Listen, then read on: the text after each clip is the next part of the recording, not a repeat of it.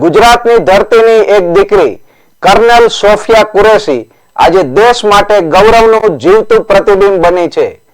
ભારતીય સેનાની આ બહાદુર મહિલા અધિકારીએ ઓપરેશન સિંદૂરની સફળતા અંગે મીડિયાને સંબોધન કરીને સમગ્ર રાષ્ટ્રનું ધ્યાન ખેંચ્યું છે. કર્નલ સોફિયા કુરેશી મૂળ વડોદરાની રહેવાસી છે અને MS યુનિવર્સિટીમાંથી 1997માં બાયોકેમિસ્ટ્રીમાં માસ્ટર્સ પૂર્ણ કર્યું છે. વૈજ્ઞાનિક અભ્યાસ બાદ તેમણે ભારતીય સેના પસંદ કરી અને કોર્પ્સ ઓફ સિંગલ્સમાં જોડાઈને અનેક સફળતા મેળવી. તેમના દાદા પણ ભારતીય સેના સાથે જોડાયેલા હતા, જેમણે ધાર્મિક શિક્ષક તરીકે સેવામાં યોગદાન આપ્યું હતું.